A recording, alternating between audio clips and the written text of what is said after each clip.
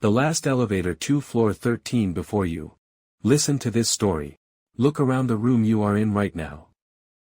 If there is an elevator near your hallway, remember one thing. Not every floor shown on the panel is meant for people to reach. If you are brave enough to stay until the end, leave a comment saying, "I will not press 13. And if, while listening, you suddenly hear the faint ding of an elevator outside your door, do not open it too quickly. Because sometimes, the elevator does not come to take you down. Sometimes, it comes to bring something back with you. This happened to a young man named Daniel, when he moved into an old apartment building near the edge of the city. The building was called Rosewood Residence. But there was nothing beautiful about it. It was 20 years old, with gray walls, narrow corridors, and lights that always seemed a little too dim. The rent was cheap, the location was close to Daniel's workplace, and that was all he cared about. He had just started a new job and did not have enough money for a better place. His apartment was on the 12th floor. Room 1208, a small unit with one bedroom, one kitchen, and a window facing another building so close that he could almost see into the neighbor's living room. On the first day he moved in, Daniel noticed something strange about the elevator. There were buttons for every floor from 1 to 12, and then there was one extra button at the bottom corner. The number on it was almost erased, but if he looked closely, he could still see the shape of a 13. It was darker than the other buttons, as if many fingers had pressed it over the years, or perhaps as if it had been burned from the inside. Daniel found it odd because the building only had 12 floors. From outside, there was no 13th floor, no rooftop apartment, no extra level above his. The top of the building was flat and empty. He assumed it was an old elevator panel, reused from another building. So he did not think too much about it. That evening, while Daniel was carrying the last box from the lobby to his apartment, an elderly woman entered the elevator with him. She lived on the 8th floor and held a plastic bag filled with vegetables. She looked at the boxes by Daniel's feet, then smiled politely and asked, "New tenant?" Daniel nodded. The woman told him the building was quiet, mostly filled with office workers, retired people, and a few families. But before leaving the elevator, she suddenly placed one hand on the door and said, "One more thing. At night, if the elevator opens by itself, do not get in." Daniel laughed softly, thinking she was joking, but her face did not change. She looked at the dark corner where the old 13 button sat and whispered, "Especially if that button is lit." Daniel did not sleep well that first night. It was not because he was scared. At least, that was what he told himself. The apartment was new to him, and every unfamiliar sound felt louder than it should. The refrigerator hummed in the kitchen. The pipes inside the wall made soft knocking sounds. Sometimes, the wind pushed against the window and made the glass tremble. Around midnight, he heard the elevator moving outside. It was a low mechanical hum, followed by the sound of cables pulling and metal sliding. That was normal in an apartment building. But what made him sit up was the fact that the sound stopped exactly on his floor. A soft ding echoed through the corridor. Daniel looked at the front door of his apartment. Through the gap under the door, he could see a thin line of yellow hallway light. It remained still for a few seconds. Then, slowly, a shadow passed across it. Someone was standing outside. Daniel waited, expecting footsteps to move away, but there were none. The shadow stayed there, unmoving, as if someone had stepped out of the elevator and was now facing his door. He held his breath. After almost a minute, the shadow disappeared. Then the elevator doors closed with a slow, metallic groan, and the hum moved away. The next morning, Daniel told himself it had only been another tenant.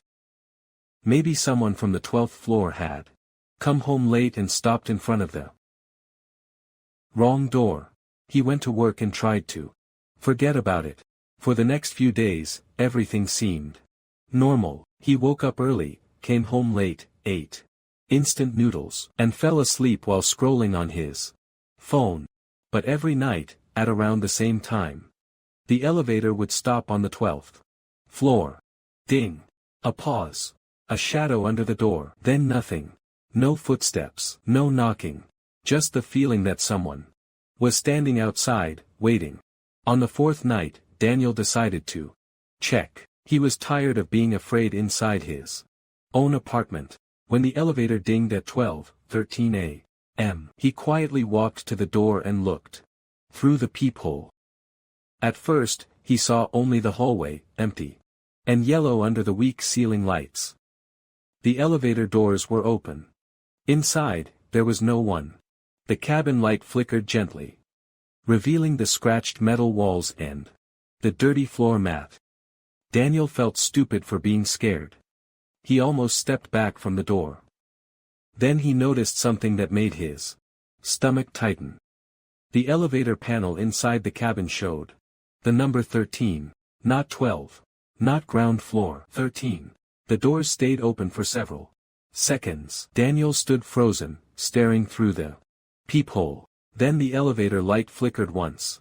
And for a brief moment, he saw a figure reflected in the metal wall.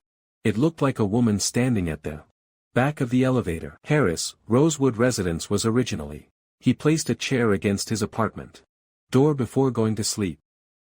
At 12:13 a.m., the elevator came again. Ding.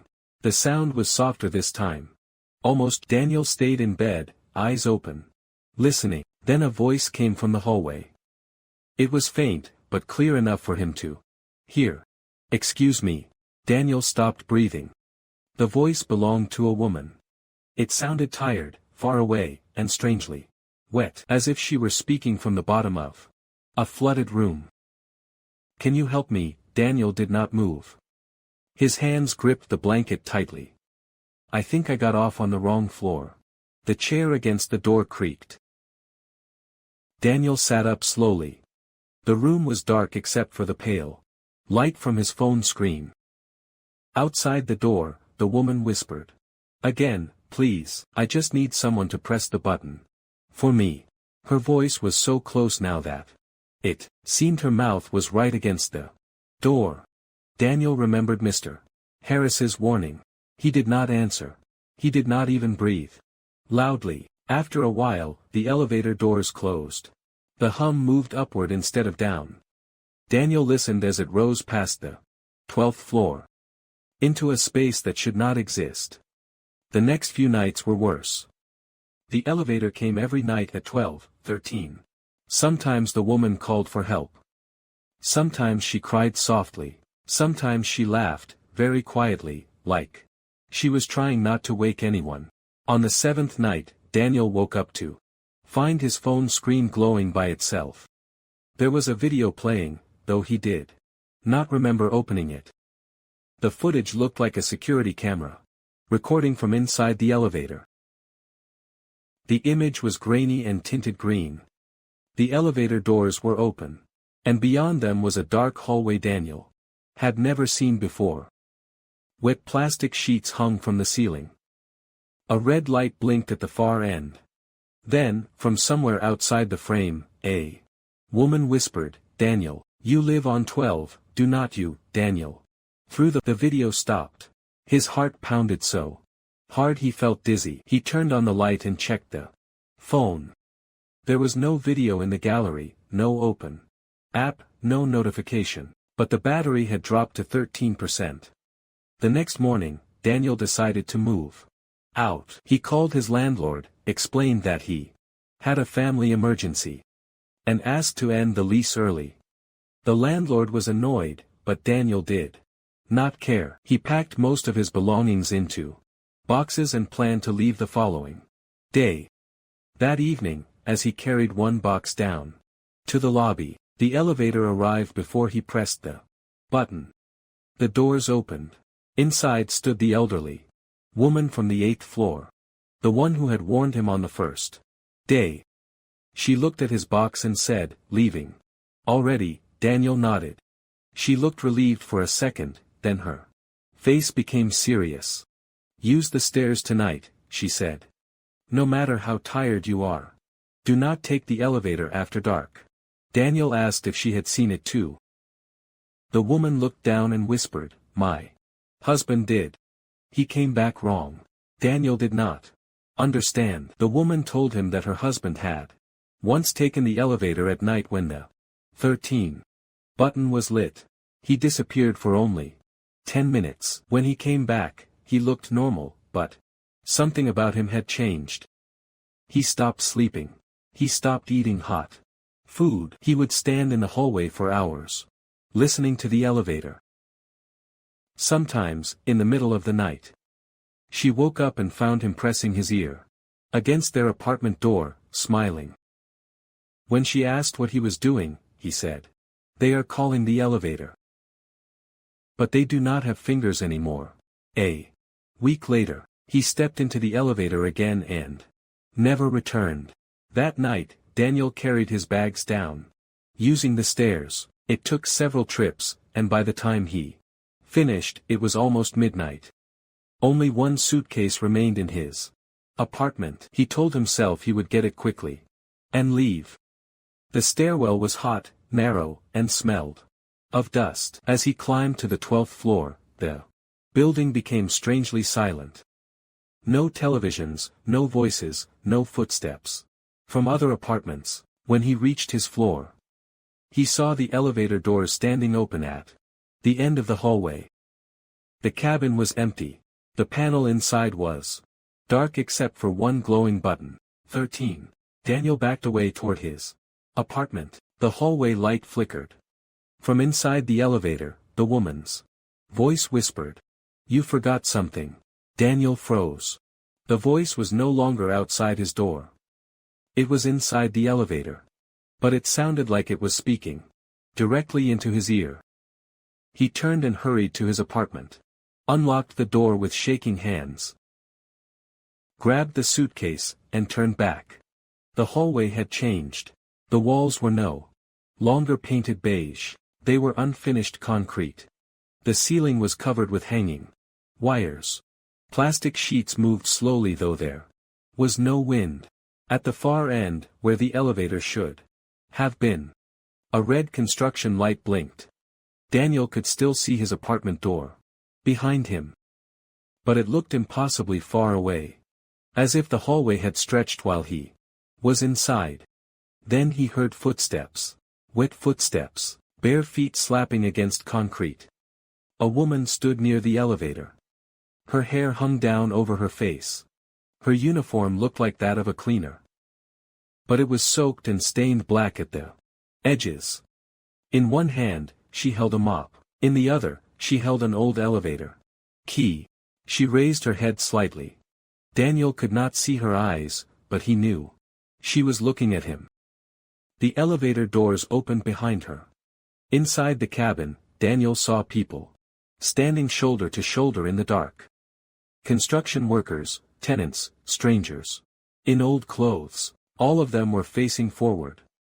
None of them had eyes. Only dark hollows. Where their eyes should have been. Daniel ran. He did not remember dropping the suitcase. He only remembered the sound of bare feet running behind him.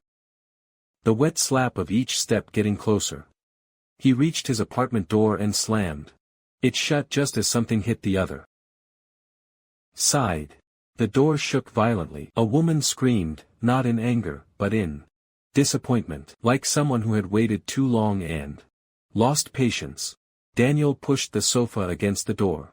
Then the table. Then every box he could move. Outside, the hallway became silent. Then came 3 knocks. Knock, knock, knock. Not on the door. From inside the apartment.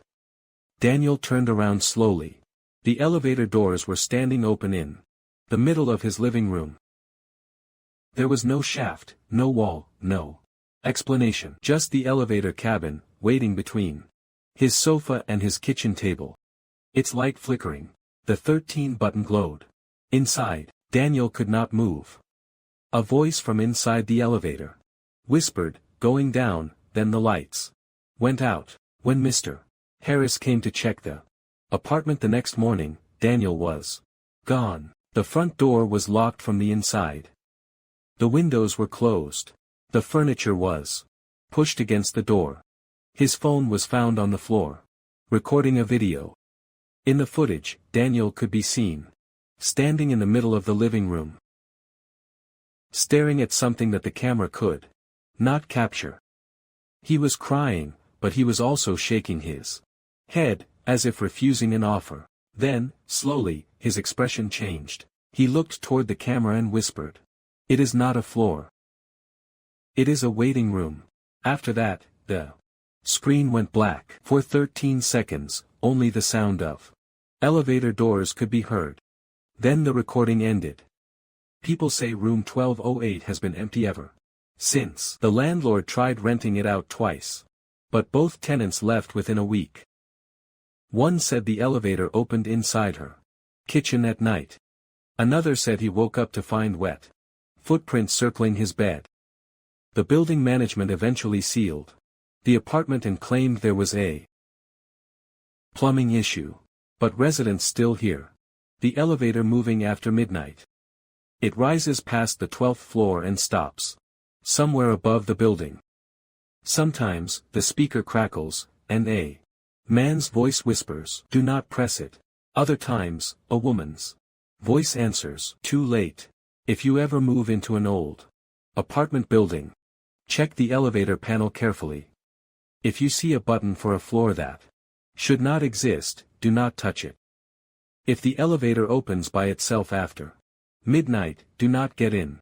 And if the panel shows the number 13 while you are standing on the 12th floor, step away from the doors and go back inside your room. Because some elevators are not broken. They are working exactly as they should. They do not take people to another floor. They take people to the place where all the missing ones are still waiting. If this story made you check the hallway outside your room, leave a comment saying, "I will not press 13. Do not forget to subscribe and turn on notifications, because the next story may begin with a sound you hear every day and never fear. A simple ding, a door sliding open, and a voice from an empty elevator asking which floor you want to go to.